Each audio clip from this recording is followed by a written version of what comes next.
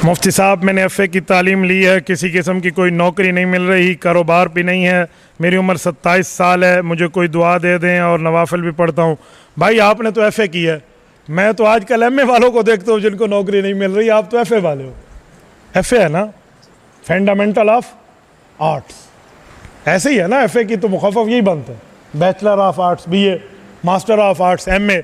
तो master of arts वालों को नहीं मिलती। बाकी मैं दुआ ज़रूर करूँगा अल्लाह ताला आपको अता फरमाए। तो वज़ाइफ के लिए बस आप अल्लाह जल्ल शानू से हर मुश्किल का हल जो है ना वो अल्लाह से मांगना है। और रिसालत इमाम अलैहिस्सलातु वस्सलाम ने जो आपको और मुझे मुश्किलात के हल का वजीफ़ा दिया है ना, वो हम ज़रूर पढ़ें, तो वो हर मुश्किल हल होगी। बस नीयत उस मुश्किल की कर लें जिसके लिए पढ़ रहे हैं। या हय्यु या क़य्यूम बिरहमतिका अस्तगीस, ये किसी पीर फ़कीर का दिया हुआ वजीफ़ा नहीं है, ये रसूलुल्लाह सल्लल्लाहु अलैहि वसल्लम का दिया हुआ। ठीक है, मुश्किलात ज़रूर हल होती हैं। पता नहीं किसी रिसाले के बारे में बता दें फलां फलां। भाई मैं इन जिन्नों वाले रिसालों को नहीं जानता कोई दीन की बात करे। मेरा दिल बहुत उदास है, हज उम्रा करने के लिए असबाब नहीं है। आपने मेरे दुखती रग पर हाथ रखा है, मैंने अपनी ज़िंदगी में आज तक हज नहीं किया। आप मेरे लिए दुआ करें, मैं आपके लिए करूँगा, अल्लाह आपको हज अता फरमाए। आप हज़रात अगर मेरे हज के लिए दुआ करेंगे तो मैं अभी तय करता हूँ मैं आपके लिए दुआ करूँगा। करते हैं तो मांगे ना अल्लाह मुझे हज अता फरमाए। तो अल्लाह आप सबको भी अपनी फैमिली के साथ हज और उम्रा अता फरमाए। भाई से पर्ची ले लें, पर्ची देने आए आप, दे दो आगे, ओके, नो इशू। मुफ्ती साहब मेरी एमए तालीम और ओ ये एमए वाला भी आ गया, ठीक है। मेरा ख्याल है राल के लिखी ने दुआ ने एमए तालीम है कि नौकरी नहीं मिल रही, कुछ अर्सा हो गया। बेटा मैंने आपके लिए वजीफ़ा बता दिया, वही या हय्यो या क़य्यूम बिरहमतिका अस्तगीस, आप भी पढ़ें, रब्बे करीम अता फरमाएंगे। वल्लाहु खैरुर राज़िकीन साथ पढ़ते रहें, खुला वजीफ़ा पढ़ें या हर नमाज के बाद 3-3 बार पढ़ें तो ज़रूर रब्बे करीम अता फरमाएंगे। नवंबर 2021 में ईद उल अज़हा के बाद मेरी शादी हुई, 4 माह ससुराल में गुजारे। रमज़ान मुबारक के 15 रोज़े में मैके गई क्योंकि ससुराल वालों ने घर से निकाला। मेरा शौहर बैरून मुल्क है, अल्हम्दुलिल्लाह शौहर का बर्ताव अच्छा है। मुझे खौफ है कि हम दोनों पे जादू टोने ने इस बारे में मशवरा दें। मेरी बहन, मैं आपको 2 मशवरे दूंगा, एक तो अगर सुन रहा है तो आपके खामंद को मशवरा और एक आपको। ये जो शादी करके बैरून मुल्क चले जाते हैं ना साल हर साल के लिए, इनको शर्म और हया करनी चाहिए अपनी बीवी को घर छोड़ते वक्त।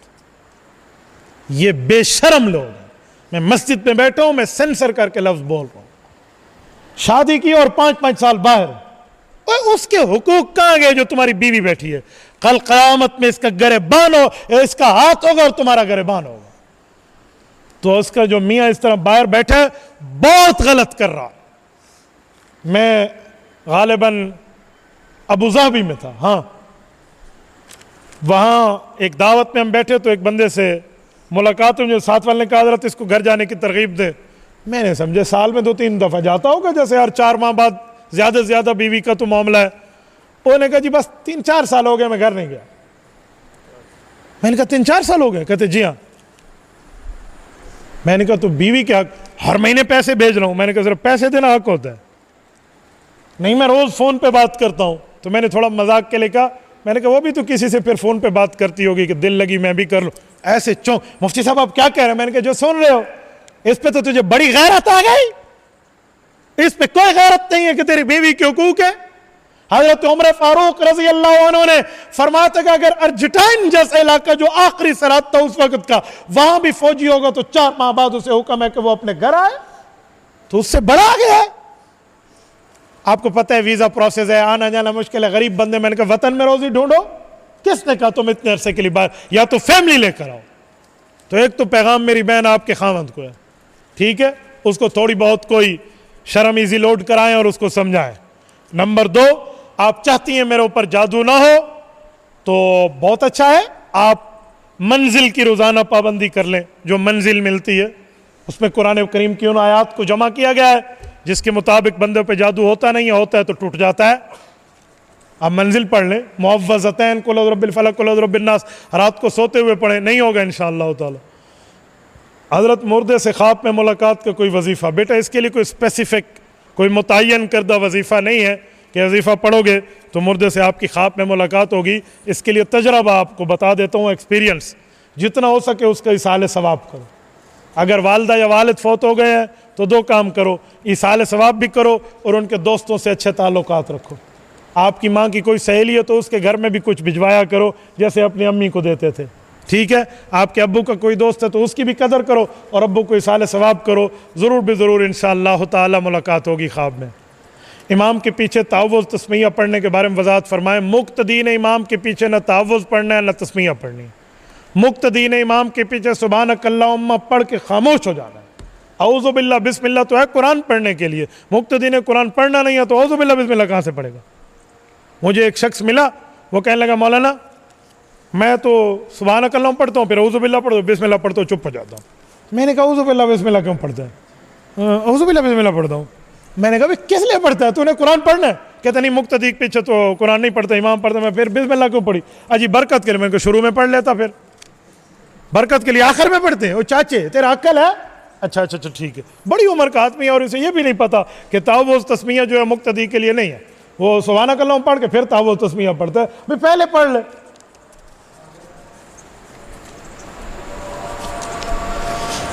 हजरत जिससे बैत किया है उसके मामूलात के साथ दूसरे बुजुर्ग के मामूलात पढ़ सकता हूँ। तीसरा कलमा मसनून दुआएं, बाकी जो अज़कार है तो सोच समझ के बैत कर देना। आपको अपने शेख के अज़कार भी पसंद नहीं है, मेरे मुताबिक आपके शेख से अगर राब्ता है तो अपने शेख से पूछें, जो अज़कार वो बताए आप वही पढ़ें। शेख समझता है मुक्त, अपने मुरीद को क्या समझाने। बाज़ औक़ात रब्बे करीम समझाए देते हैं। मैं जिस मामले पे बैठा हूँ मैं आजकल बहुत अच्छी तरह समझता हूँ। बाज़ चीज़ें इंसान को फेस रीडिंग पे भी मिलती हैं, चेहरा पढ़ के, और बाज़ को अल्लाह पाक वैसे दिल में खोल देते। मुझसे उस दिन एक शख्स बैत हुआ, जैसे बैत के कलिमात पूरा हुआ उसने कहा नसीहत कर दें। जब उसने दूसरी बार कहा तो मैंने कहा सख्ती करना बीवी पे छोड़ दो। ऐसे परेशान। कुछ टाइम बाद मुझे कहते हैं वाकई में बीवी पे सख्ती कर दूँ। आपको कैसे पता चला? मैंने कहा तेरा चेहरा बता रहा था। मैं ये नहीं कहता भाई वलीउल्लाह और मुझे कश्फ हुआ है, अल्लाह जाने, अल्लाह के मामलात जाने। तू बीवी पर सख्त है, माँ बाप पे सख्त है। कहते हाँ सख्ती तो है मेरे यहाँ। तो फिर जो शेख उसके लिए वजीफ़ा बताएगा तो दूसरा तब्दील कर दे तो मामला ख़राब है ना। इसलिए आप शेख से पूछो तो बहुत बेहतर है। कोई शख्स इमाम के पीछे तरावी पढ़ने आया, वितर पढ़ लिए, कल ईद है तो अब वितर दोबारा पढ़े क्योंकि हमने सुना इमाम के पीछे वितर पढ़ने से कज़ा करेगा। नहीं ना बाबा, इमाम के साथ आपने वितर पढ़ लिए, ईद का ऐलान बाद में हुआ तो आपके वितर हो गए, दोबारा पढ़ने की ज़रूरत नहीं है। उस्ताद मोहतरम मौलाना इलियास घुम्मन साहब के लिए दुआ करें, वो बाहर आ जाए, काफ़ी अरसे से बाहर हैं, वापस आ जाएं। जी बिल्कुल, इंशाअल्लाह ताला अनकरीब आपको खुशखबरी मिलेगी इंशाअल्लाह ताला। इंशाअल्लाह आप बेफिक्र रहें। हज़रत उस्ताद मोहतरम तशरीफ़ लाएंगे और बाइज़्ज़त तशरीफ़ लाएंगे। किसी की जाए नमाज पर मदीना मुनव्वरा और इस तरह की तस्वीरें बनी होती हैं, टोपी बिछी हुई होती है, तो इस बारे में वज़ाहत करें। असल ना हो तो बेहतर है, लेकिन हो तो आप सामने सजदा कर लें, नो प्रॉब्लम, कोई मसला नहीं है। हज़रत ख़िज़र अलैहिस्सलाम अल्लाह के नबी थे या रसूल थे या कोई बुज़ुर्ग थे? नबी बुज़ुर्ग नहीं होता। आप कहते नबी थे या बुज़ुर्ग थे, तो आप कहते नबी बुज़ुर्ग थे या सिर्फ बुज़ुर्ग थे, फिर सवाल बनता है। लेकिन सवाल लिखने वाले भी सादा हैं। चलो कोई नहीं मसला बाबा, वो अल्लाह के तशरीई नहीं तकवीनी नबी थे। तशरीई नबी वो होते हैं जिसकी उम्मत उसका कलमा पढ़ती है। तकवीनी नबी वो होते हैं जो अल्लाह रब्बुल इज़्ज़त के अपने मामलात के तहत चलते हैं, वो तकवीनी नबी थे। तशरीई नबी नहीं है कि कलमा पढ़ना उम्मत पे वाजिब हो और वो कोई किताब लेकर आए, ऐसी बात नहीं है। तकवीनियात क्या है? आप उलमा से या कभी तफसीली बात हुई तो मैं भी अर्ज़ कर दूँगा कि एक तकवीन होती है, एक तशरी होती है। हुज़ूर पाक सल्लल्लाहु अलैहि वसल्लम से ख्वाब में मुलाकात का वजीफ़ा, ये आप यूट्यूब पर मेरा मुस्तकिल इस पर बयान मौजूद है। अल्लाहुम्मा सल्लि अला रूह मुहम्मदिन फिल अरवाह व सल्लि अला जसद मुहम्मदिन फिल अजसाद व सल्लि अला कब्र मुहम्मदिन फिल कुबूर।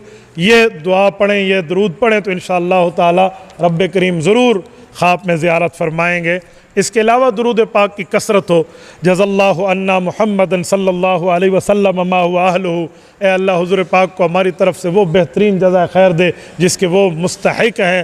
तो इस तरह के दुरूद पाक की कसरत हो तो वो दिन दूर नहीं जब आप अपने नबी पाक को देखेंगे ख्वाब में। और इसके लिए सुन्नत की पाबंदी होनी चाहिए। मेरे शागिर्द हैं, अब मैं नाम लूँ तो उन तक पहुँच जाएगा। वैसे बताता हूँ, उनको मैंने दुरूद पाक का वजीफ़ा भी दिया तो वो ज़ियारत करके अगले दिन आ गए। मुझे कहते उस्ताद जी पूरा एक माह तो पढ़ा है, अब ज़ियारत नहीं हो रही, फिर हो गई तो आ गए। मुझे कहते उस्ताद जी ज़ियारत हुई है लेकिन चेहरा नहीं देख सका। मैंने कहा अच्छा अल्लाह खैर करेगा। नहीं नहीं आप ताबीर दे। मैंने कहा अल्लाह खैर करे। नहीं आप ताबीर दे। मैंने कहा तेरी दाढ़ी नहीं है, तू काटता है। और वो दाढ़ी पे कैंची मारता था। ये तो है। तो मैंने कहा दाढ़ी रख लो। हजरत उसने दाढ़ी रखी, अल्लाह के रसूल की ख्वाब में ज़ियारत हुई, बाल्टी दी उसे कैसे गुस्ल कर ले। फिर मुझे आकर कहता है कि बाल्टी दी है ख्वाब में, पानी गुस्ल कर ले। मैंने कहा इसका माने नमाज़ों में कमी है। हदीस पाक में जिस घर के सामने नहर और वो रोज़ाना उस पर नहाए तो जिस्म पे मैल कुचैल नहीं है।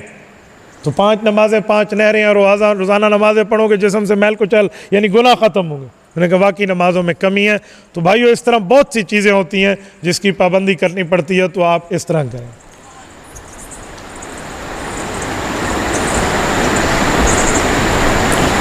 हज़रत जब कायद मिल्लत इस्लामिया हज़रत मौलाना फ़ज़ल रहमान के बारे में आप दलाइल के साथ बात करते हैं और उनका साथ देते हैं तो हम बीमार लोगों पे अच्छा लगता है।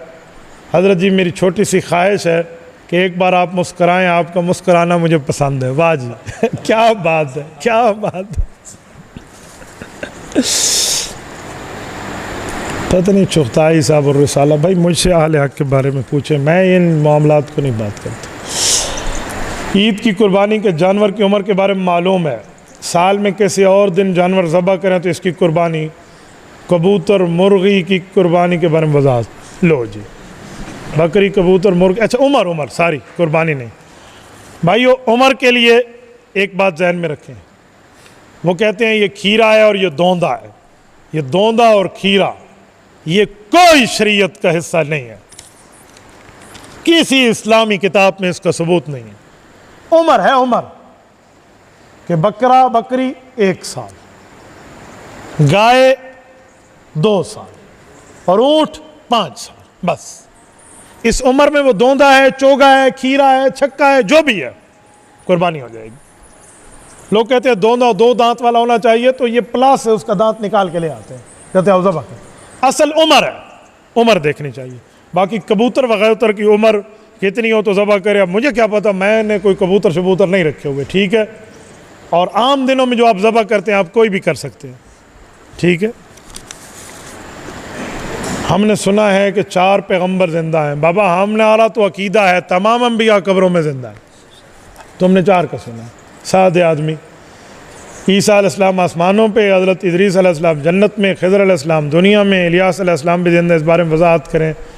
शरीयत इस्लामिया की दलाइल की रोशनी में बात है कि हज़रत ईसा अलैहिस्सलाम ज़िंदा आसमानों पर तशरीफ़ फरमाए, उन पर वफ़ात नहीं आई। बाकी अंबिया पर वफ़ात आ गई और वो कबूर में हयात कब्री, हयात उखरवी, हयात बरज़खी के साथ ज़िंदा है, ठीक है। इतनी सी बात है। दलाइल की दुनिया में ये बात हदीस पाक की शरह में आपको इस तरह नहीं मिलेगी जैसे आपने लिखी है, वो मिलेगी जो मैं आपको कह रहा हूँ। हज़रत जी मूर्शा कुरैशी, उसकी उम्र 21-20 साल है, गूंगा है, 2 साल हो गए, लापता है। इसके वालिदैन सख्त परेशान है, इसके बारे में फौत है या कहाँ, इस बारे में बता दें कोई वजीफ़ा। हमारे बुज़ुर्ग फरमाते हैं कि सूरत नूह को अगर 1000 बार पढ़ लिया जाए, सूरत नूह पारा नंबर 29 में मौजूद है, और ये पारा मेरे ख्याल में निस्फ़ हो रहा है, या पता नहीं सूरत जिन पे निस्फ़ हो रहा है, सूरत नूह पे निस्फ़ हो रहा है, राइट। तो ये अगर सूरत नूह को 1000 बार पढ़ लिया जाए तो गुमा हुआ बंदा वापस आ सकता है, और इसके साथ जब 1000 बार पढ़ें तो ये बेहतर है। नहीं तो एक और बुज़ुर्ग का आज़मूदा वजीफ़ा है, इन्नहु अला रजइही लक़ादिर। वो कहते हैं अगर इसको 11,011 मरतबा इन्नहु अला रजइही लक़ादिर सूरत तारिक में ये पढ़ ले तब भी बंदा वापस आ जाएगा। इसको दिन के किसी वक्त आप पढ़ सकते हैं, दिन रात में एक मरतबा 11,011 मरतबा पढ़ना है। बाकी अल्लाह से दुआ ज़रूर करें कि रब्बे करीम उसको मिला दे। फ़िरका ममाती के साथ कुर्बानी करें। मौलाना अब्दुस्सत्तार तौसवी रहमतुल्लाह ताला अलैह फरमाते हैं आप कुर्बानी न करें इनके साथ, तो इसीलिए वो हमारे शेख अव्वल हैं और बुज़ुर्ग हैं, तो मैं इससे बचता हूँ। मैंने अक्सर मसाजिद में देखा है लोग फ़ोन पे बात कर रहे होते हैं, बाज़ों का नमाज बाजमात होती है, फिर भी कालें आती हैं, मोबाइल निकाल लेते हैं। ऐसा नहीं करना चाहिए। कम अज़ कम मस्जिद में कोई ज़रूरी कॉल हो तो फिर आप कोई और बात है, वरना इस तरह मामूल नहीं बनाना चाहिए। बाकी नमाज में फ़ोन निकाल लिया तो एक हाथ से उसकी घंटी की तरतीब आप बंद कर दें, ये ना हो आप निकालें उसका सब कुछ खोलें फिर बंद करें फिर दोबारा दोनों हाथ से जेब में, तो नमाज जाती रही, ठीक है ना। कुछ बदबख्त लोग कहते हैं मुफ्ती असद साहब ऐसी कोई बात नहीं है, खामखा से मुफ्ती साहब पे इल्ज़ाम है। अपनी बीवी का दूध मुंह में चला जाए तो उससे निकाह तो नहीं टूटता, लेकिन आप उसको दोबारा थूक दें तो बहुत बेहतर है। पी भी लिया तो इससे निकाह नहीं टूटता, लेकिन गलत बात है।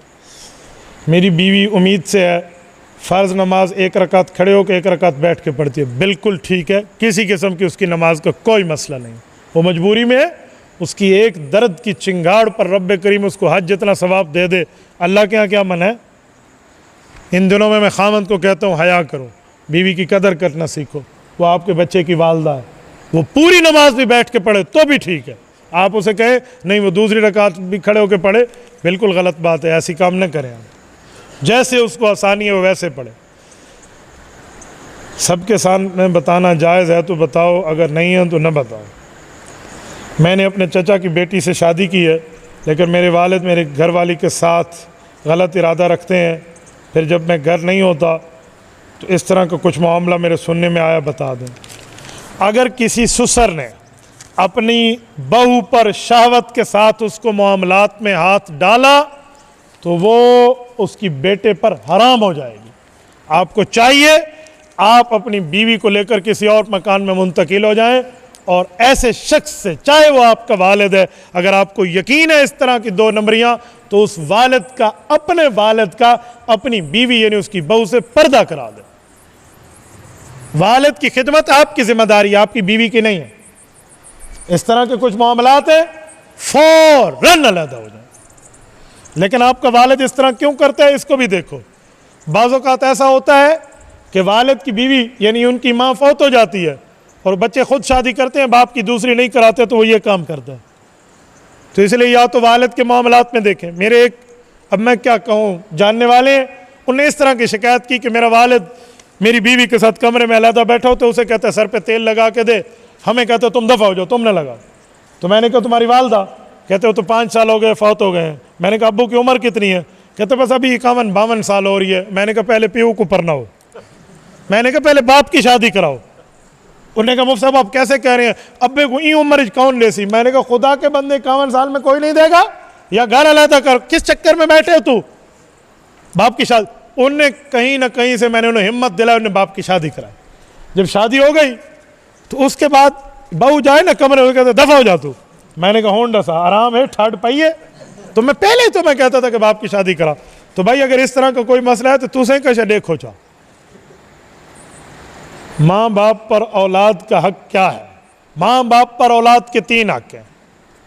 इस्लामी नाम रखें, इस्लामी तालीम दें, अच्छी जगह शादी करा दें। ख्वाब में किसी पीर साहब की ज़ियारत हुई, जिंदा भी है, देवबंदी पीर भी है, लेकिन बोलते नहीं है, फिर गायब हो गए। चलो जी, अब मैं उसे पकड़ के तेरे सामने बिठाया रखता, खुदा के बंदे ख्वाब में ज़ियारत हुई, तुझसे गायब हो गया, इसका माना हो सकता है तूने उस शेख की सही खिदमत न की हो, उस अल्लाह वाले के साथ जैसे बर्ताव करना था तूने नहीं किया तो तुझसे उड़ गया, ख़त्म। आप अपने मामलात को देखो। अब मैं उसे को रस्सा लगा कर थोड़ी बैठता, भाई अभी ख्वाब इसका पूरा नहीं हुआ, बैठ जाओ बैठ जाओ। हाँ, मेरी बेटी की आंखों में सफ़ेद मोतिया है, अल्लाह ताला अता फरमाए उसको सही बीनाई, अल्लाह सही बीनाई अता फरमाए। मैं ज़रूर दुआ करूँगा इसके लिए। कहते हैं एक वजीफ़ा आयत कुरानी है, फ़कशफ़ना अनका ग़िताअका फ़बसरुकल यौम हदीद।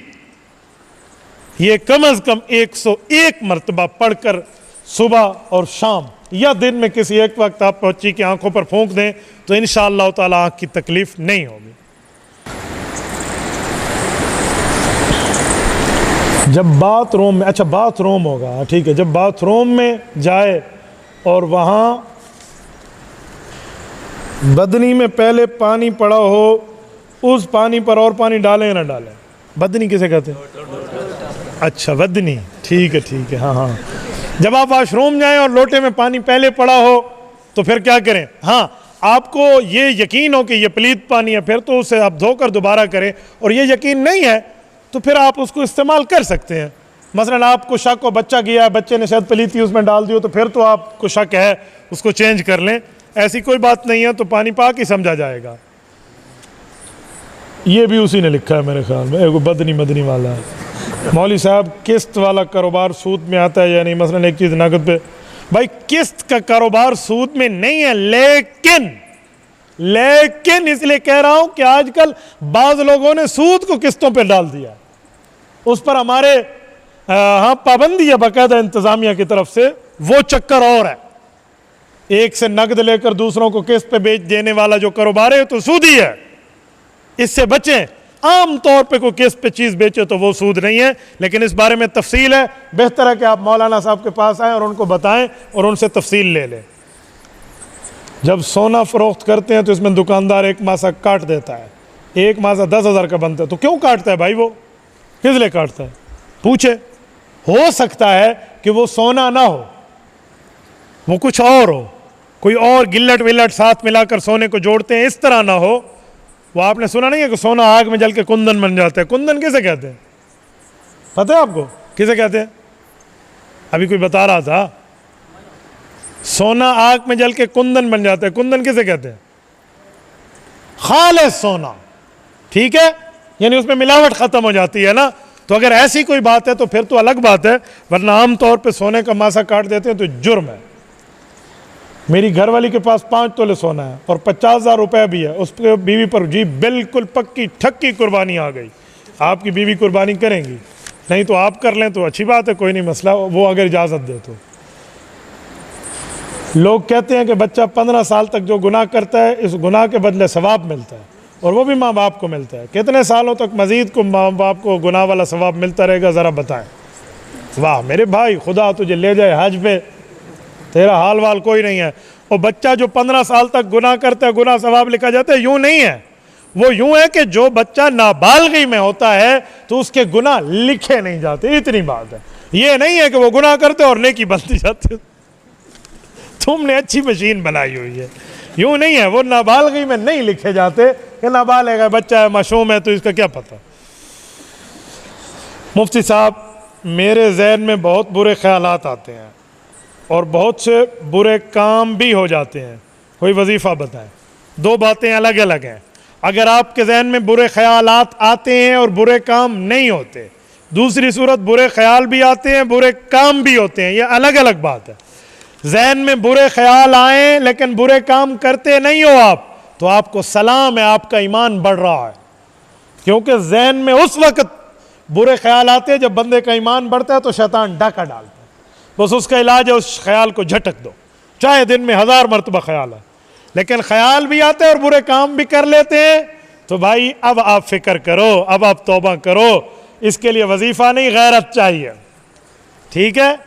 वजीफ़े से ज़्यादा गैरत। और अगर वजीफ़ा पढ़ना भी चाहते हैं तो 5वां और 6ठा कलमा पढ़ लो, अस्तग़फ़िरुल्लाह रब्बी मिन कुल्लि ज़ंबिन पढ़ लो, या अल्लाहुम्मा इन्नी अऊज़ु बिका मिन अन उशरिका बिका शैया। ये 5वां और 6ठा कलमा आप इसको पढ़ते रहें तो गुनाह भी इंशाअल्लाह अल्लाह माफ़ फरमा देंगे। हज़रत मौलाना फ़ज़लुर रहमान साहब के बारे में बताएं, क्या बताऊँ। मौलाना फ़ज़लुर रहमान साहब हमारे बुज़ुर्ग हैं, बड़े हैं, और इस वक्त सियासत इस्लामिया में उनको होना मैं समझता हूँ फ़र्ज़ ऐन है। अगर फ़ज़लुर रहमान न होते, सियासत इस्लामिया में जमीयत उलमा इस्लाम की मेहनत न होती, तो शायद हमारे चेहरों पर दाढ़ी और सर पे पगड़ियाँ न होती। हालात अल्लाह रब्बुल इज़्ज़त ने करम किया, हज़रत मौलाना ने मेहरबानी फरमाई, मेरे घर तशरीफ़ लाए। कल इशा की नमाज मेरे ख्याल में इस वक्त हज़रत मौलाना ने बाजमात इमाम बन के हमारी मस्जिद में कल नमाज़ पढ़ाई है। तो शफीक आदमी है, कोई उससे करीब बैठे। मेरे बच्चों को तो कल गोद में बिठाए रखा, हमारे घर तशरीफ़ लाए, मेरे बेड पर आकर बैठे और बड़ी दुआएं दी। तो मैं करीब रहकर जानता हूँ, दूर रहोगे तो आप परेशान रहोगे। मुफ्ती साहब, मेरी नज़र की कमज़ोरी है, बता दें। मैंने अभी आपकी खिदमत में बताया था कि आँख की कमज़ोरी जो है, या कवियो या नूरो, 11 मरतबा पढ़ेंगे, या कवियो 11 मरतबा या नूरो, आँखों पे फूंक दें या हाथ पे फूंक पे आँख पे मल लें, तब भी इंशाअल्लाह नज़र की मजबूती होगी। फ़कशफ़नान का ग़िता कफ़ बसरुकल यौम हदीद, हर नमाज के बाद 3 मरतबा पढ़ें तो आँखों का मसला ठीक है। मौलाना साहब, मैं कारोबार लिए जाता हूँ, कमाता हूँ, लेकिन बरकत नहीं होती, वजीफ़ा बता दें।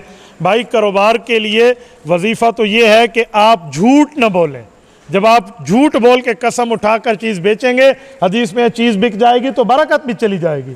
तो आप सच्चे कारोबार बने, और आप सच्चे कारोबारी बने तो ताजरुल अमीन मान नबीयीन व सिद्दीकीन, हदीस में अमानतदार ताजर जो है ये अंबिया के साथ खड़ा किया जाएगा। तो आपको ये ठीक रखना चाहिए, और उसके साथ दुआ भी करें कि अल्लाह, मैंने कारोबार इसलिए शुरू किया कि मैं हराम से बचूँ, हलाल लूँ, तो इंशाअल्लाह रब मदद करेंगे। मुफ्ती साहब मुझे किसी ने सियासी बुनियादों पर गीबत हुई है, माफ़ी। मुफ्ती साहब आपके पीछे मुझसे कुछ सियासी बुनियादों पर गीबत हुई है, मुझे माफ़ कर दें। आपको माफ़ है भाई, ज़ाती मामलात में मैं किसी के पीछे नहीं पड़ता। जैसे ज़ुल-अज़्हा का चाँद दिखाई दे, बाज़ लोग कुर्बानी होती है ईद के दिन तक सर के बाल नहीं मुंडवाते, घर में कोई नहीं करते, भाइयों को हुक्म है ईद-उल-अज़हा तक नाखून न काटें, फ़लाँ न करें, इस बारे में क्या है? जी हाँ, मुस्तहब है, मुस्तहब है, सवाब का काम है। अगर आप ऐसा कर लें, वो कुर्बानी करके उसके बाद आप नाखून वगैरह काटें, सर के बाल काटें तो ठीक है। लेकिन अगर किसी ने काट भी लिए तो उसकी कुर्बानी पे असर नहीं आएगा। ये नहीं है कि उसकी कुर्बानी ज़ाया हो गई, यूँ नहीं है, ठीक है। बस कहेंगे एक सवाब का काम था, इसने छोड़ दिया, कुर्बानी उसकी सही हो जाएगी। मुफ्ती साहब कुरान पाक की तिलावत नमाज में करता हूँ, शैतान मरदूद ख्यालात डालता है, इसमें परेशान हूँ। बेटा शैतान मरदूद को कहो दफ़ा हो जा तेरी ऐसी तेजी, तू ख्यालात डालेगा, पढ़ूंगा नमाज। यूँ डट के एक दफ़ा पढ़ें, फिर शैतान को देखें क्या करता है। ये कोई बात है? शैतान पे तगड़े हो जाओ, ऐसे जैसे तगड़े होने का हक है, तो फिर आप देखें मामला आपका ठीक बनेगा। औज़ु बिल्लाहि मिनश शैतानिर रजीम पढ़ें तो शैतान दौड़ जाता है, भाग जाता है। मेरे एक दोस्त है, मुझे कहते हैं मैं तहज्जुद पढ़ रहा होता हूँ और कभी कभी शैतान मेरे ऊपर रोब डाले ना और मैं कहूँ छोड़ दो, तो कहते बैठे बैठे मैं अजान पढ़ना शुरू कर देता हूँ, अल्लाहु अकबर अल्लाहु अकबर अल्लाहु अकबर अल्लाहु अकबर अशहदु अल्ला इलाहा इल्लल्लाह अशहदु अल्ला। यूँ पूरी अजान बैठे बैठे पढ़ता हूँ, आहिस्ता आहिस्ता से, थोड़ी ऊँची आवाज़ होती है। कहते असर ख़त्म हो जाता है। मुझे कहते अजान की बरकत है। मैंने कहा जी हाँ, एक हदीस है कि जब अजान देते हैं तो शैतान दौड़ जाते हैं हवा खारिज करते हुए। तो वाकई शैतान, मैंने कहा बहुत अच्छा इलाज आपने ढूंढा है। तो जितना बड़ा दुश्मन हो उतनी बड़ी आप कलाशनकोफ अपने पास रखते हैं, तो जितना बड़ा शैतान है उतने बड़ा वजीफ़ा भी अपने पास रखें। फिर शैतान सोच के आएगा भाई ईंदे कोल गया तो माँ ही फांस समझना है, ठीक है। तो ऐसा मसला नहीं है। अब देखो मौलाना इतने बड़े ख़त इन्होंने लिख दिए हैं, हाँ इतना बड़ा पर्चा लिख दिया। ये नीचे वाली हदीस दुरुस्त है या नहीं है? एक शख्स मकबूल जान वीडियो देख रहा था, वो कह रहे थे दज्जाल कब आएगा, इमाम महदी, उसने हदीस बयान कर दी। उम्मत की उम्र 24 साल है, आपने फरमाया असर से मगरब के वक्त मेरी उम्मत की उम्र है इतनी, ठीक है, ये हदीस तो सही है। फरमाते यहूदियों का सरदार हुजूर की खिदमत में आया, उम्मत की उम्र कितनी है, तो आपने फरमाया अलिफ लाम मीम, उन्हें गिनना शुरू किया तो फ़लाँ है, क़ाफ से मुराद। इस तरह की रिवायत को मैंने नहीं पढ़ा। आप सल्लल्लाहु अलैहि वसल्लम फरमाया हो सकता है अल्लाह ताला मेरी उम्र के दिन में आधे दिन का इजाफा कर दे, यानी 500 साल, अब 1423 चल रही है तो अल्लाह इससे बढ़ा दे। भाइयों मैंने जो पहली रिवायत पढ़ी है मैंने उसकी तस्दीक आपके सामने कर दी है, मैं बाकियों का इनकार नहीं करता, मेरे मुताले में नहीं है। दूसरी बात कि आपने जिस शख्सियत का नाम लिया है, आपको दीन इन्हीं से सीखना मिला है। दीन आपको दीनदारों से, उलमा से, मुफ्तियान से, फ़ुक़हा से, उलमा से, औलिया से, अतकिया से नहीं मिलता। दीनदार आपको नहीं मिलते। किसी को इंजीनियर मिलेगा, किसी को प्रोफेसर मिलेगा, किसी को डॉक्टर मिलेगा, वो दीन सिखाएगा। भाई डॉक्टर से मेडिकल सीखें, प्रोफेसर जिस चीज़ का है उससे वो प्रोफेसरी वाला बात बताएगा। इसी तरह इंजीनियर है तो गली सीधी वीधी करनी है, थल्ली टेढ़ी सीधी करनी है, वो बताएगा। इसमें कितने बोरी सीमेंट है, कितने रेत के जो है ना क्या कहते हैं ट्रेलर है, वो बताएगा। तो भाई दीन पूछना है तो उलमा से, अतकिया से, जो अंबिया के वारिस हैं, इनसे पूछें, ठीक है।